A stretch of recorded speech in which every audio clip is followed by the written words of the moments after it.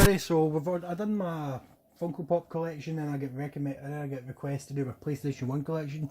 So that went quite well. So I'm doing my PSP collection. So here's my PSP case here. I've got my PSP in there with my Metal Gear Solid Portable Ops sticker on it. That's just to hold on the screen protector mostly. So I'll just set that there. So I'm just going to fly through these games. If my Vampire the Masquerade video went well, there should be some game clips when I'm talking about some of the games, but not all of them. So the first game in my collection is 300. I actually quite like this game, so it cost me £1. Well, I did have it when it originally came out, but then I rebought it £1 at a cash generator. Don't think it comes with the manual though, so that's what a PSP disc looks like. They're awesome. So yeah, so I've got 300.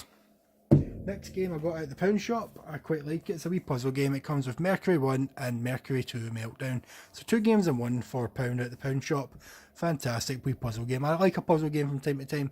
It reminds me of Cooler World and Marble Madness. The next game is I got this for $1.99, which you'll see is a massive bargain. Castlevania, the Dracula X Chronicles, $1.99. Proof I'm keeping that sticker on there. So this is basically Symphony of the Night and Rondo of Blood.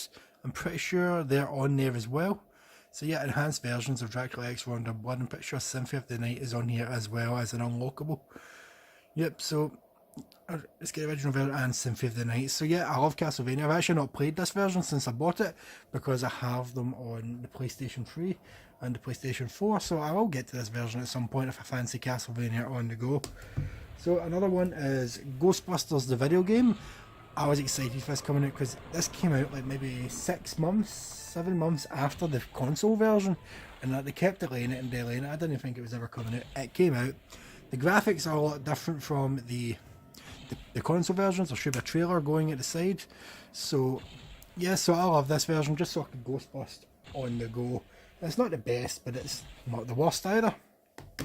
Next one is Ghost Rider. This cost me £3. I've also got it in the PS2. I did buy it when the day it came out, but stupidly this is back when I used to trade stuff in. So let's just get this sticker off. Nope, sticker staying on.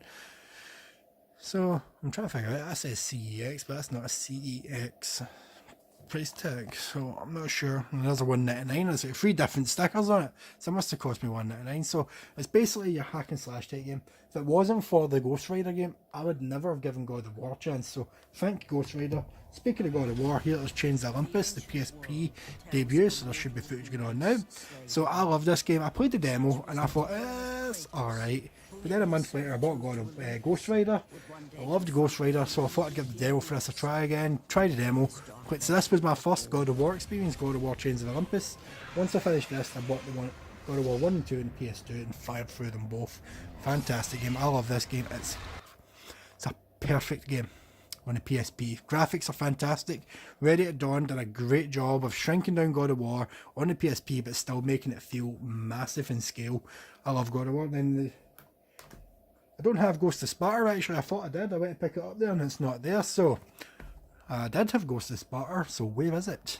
So I'll have to track that down or rebuy it because I did have Ghost of Sparta because I bought it the day it came out. So that's God of War. So I don't know if the footage is still going. Next one is Invisibles. This cost me 50p. It doesn't come with the camera. Picked this up from a wee boy because I plan on getting the camera at some point. So once I get the camera, he'll be playing this. That's all I can say about that. I've never actually played it. Next one is Kingdom Hearts Birth by Sleep. So it comes in this nice fancy case. So the Kingdom Hearts PSP game was pretty good. It's 3 games in one really. So you go, this dude, that chick, and this dude. So they're 3 stories all set at the same time. So you can play his story or you can play them in any order, but they all link up at the end basically. It's quite good. So this was only the second Kingdom Hearts game I'd ever played. I'd played the first one, never got to the second one, played this, and that was my Kingdom Hearts experience. I've almost finished the second one now, so I'm actually not that experienced with Kingdom Hearts.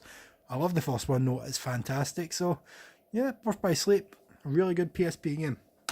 Next one here is a game that my little boy's mum got me when we were still together. So it's Manhunt 2.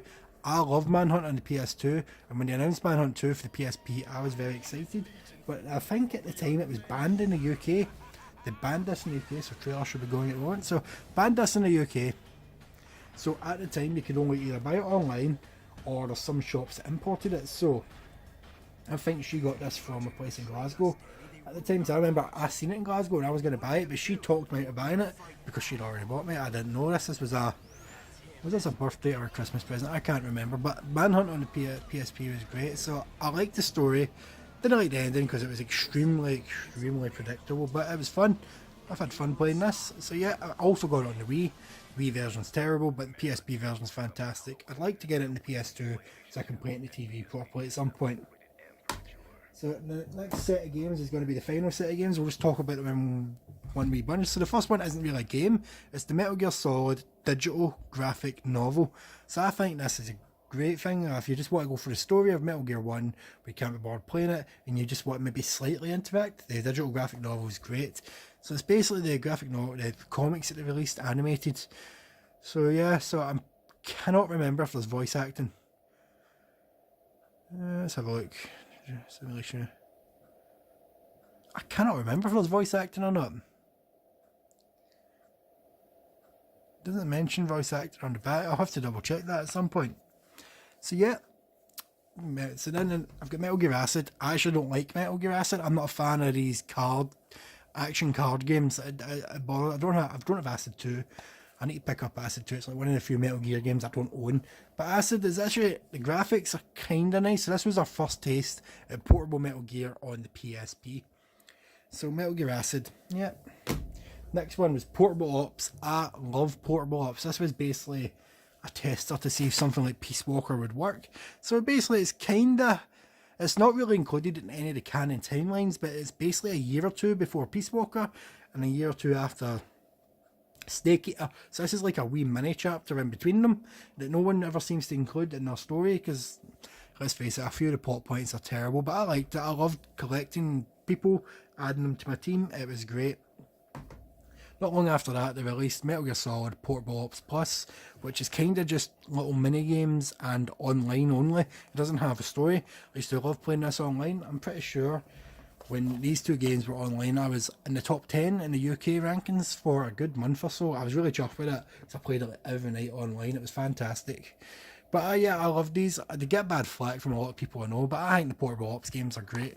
So that's the Portable Ops games. And then finally, we've got Metal Gear Solid here, Peace Walker. Peace Walker was the first proper Metal Gear game we got on the PSP. I think I've put at least 100 hours on the PSP version. So basically this is set a few years after Snake Eater, and it shows you how Big Boss got his army. So you build your own army up, you build your own base, you've got all these little missions, there's like little side missions, you even get Monster Hunter in here. So I love this. You do all the missions different ways. You can redo them to try and find better soldiers with better stats, so you get better people in your army. So you might need somebody with good medical skills to work in your medical bay, so you need to go on the hunt and find them. But the story was great. You can also play it in multiplayer, and I loved the way they did this, because the day this came out, me and my mate Drew, I've mentioned him a few times, we went to Irvine to pick this up, went to the game shop for opening, and the guy was like, "We don't have it." And we were like, "What are you talking about? You don't have it?" "What are you talking about? You don't have this game?" And he's like, "Oh, the delivery's not came yet." So me and Drew's like, "What are we going to do? When's the delivery due?" And he's like, "It could be due in an hour, it could be 2 hours." So we went and we wandered Irvine. A couple of hours later, came back, it's still not here, it's due in a couple of hours. So we did what everybody else did. We went to the pub and sat and waited for Metal Gear. So we went back to his house. Once we picked it up, we played it, and then we played it in co-op. So the way the co-op works is you on your screen play Snake, and whoever you're co-oping with shows up as one of your recruits. So on my PSP, I'd be Snake and Drew would be a recruit, but on his PSP, he'd be Snake and I'd be his recruit. That way you're still getting to play your story, and we thought that was great. You could play it in the same room, in 2 to 6 players, or you could play it online. I don't think we ever co-opted online, we over co-opted in person, because that's the best way to do it if you're doing it on the PSP. So yeah, it still came, it's a nice wee yellow. How much did I pay for this? I've still got my receipt. Let's have a look. Oh, it's faded. It's really faded, so this footage should be showing on the side. So Peace Walker, oh, the price is £22.50.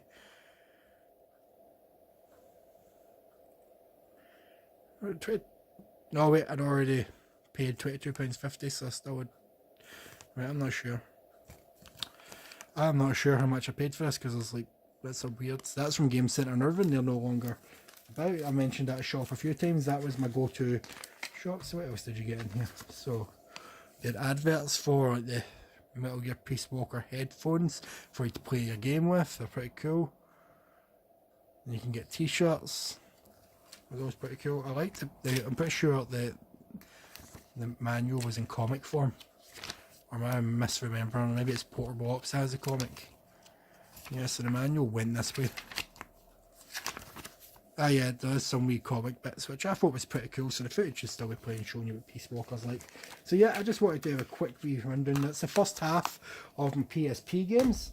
I'm going to do my second half in another video. So tune in tomorrow for the second part.